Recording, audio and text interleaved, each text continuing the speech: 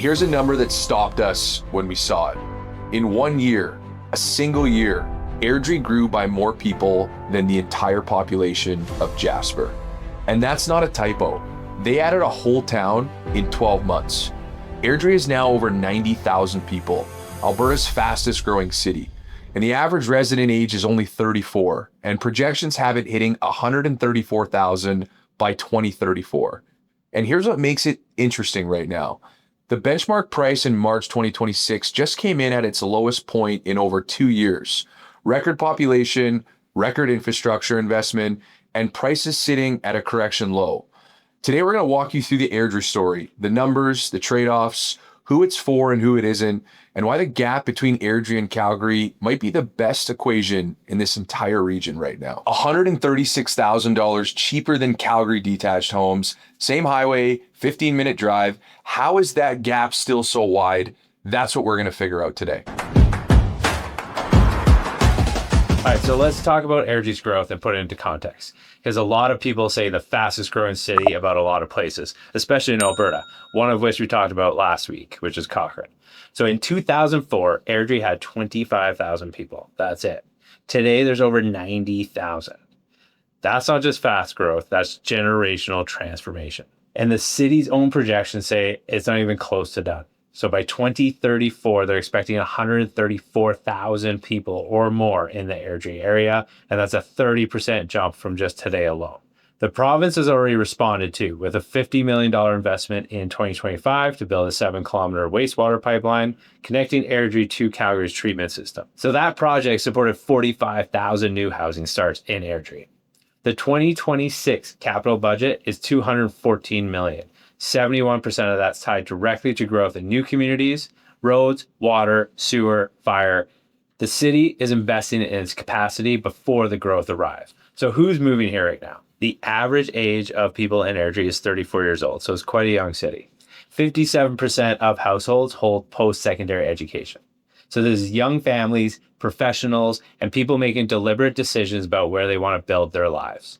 So this isn't transient movement, it's root planting at its core in Airdrie. All of that growth, all of that infrastructure investment, and prices just hit their lowest point in 2 years. Why, and why does that matter? We're gonna jump into that data now.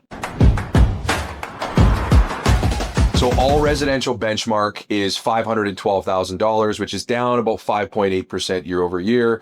Our detached benchmark price is sitting around 605. Which is down 6.3% year over year.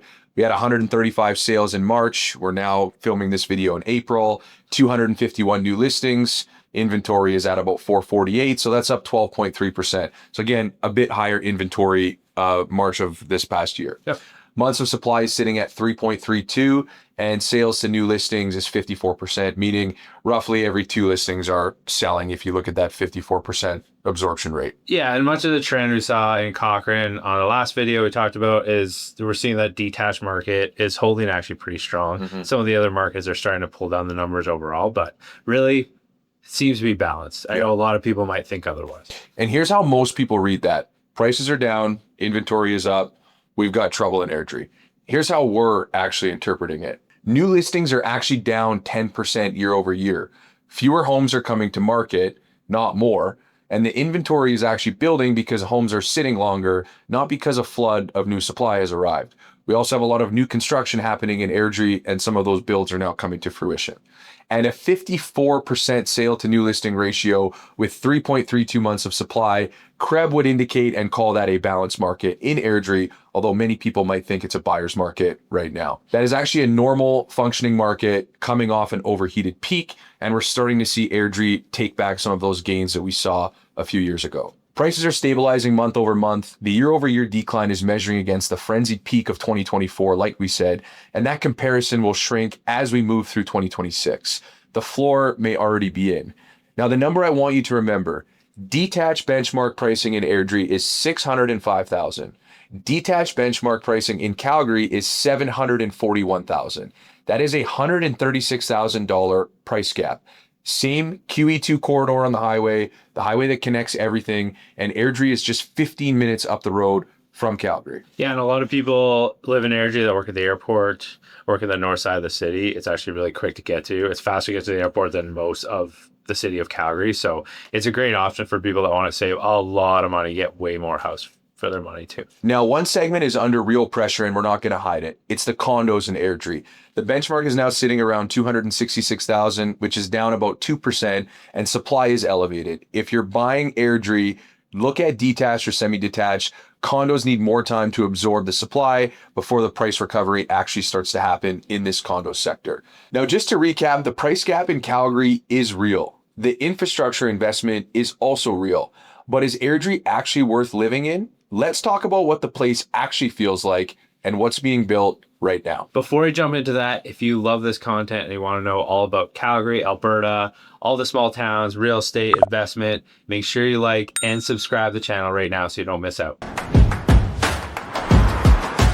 So let's be honest, Airdrie doesn't really have the best mountain backdrop, maybe a bit on the west side, but there's no mountains, there's no lake to speak of. What it is though is a city that works. So we have a full hospital, full commercial corridor, Crossiron Mills, which is one of the best shopping centers north of Calgary. It's just minutes away as well. There's a new library that opened in September of last year, fourth fire hall is coming this year, and a new recreation center is in design right now with the province.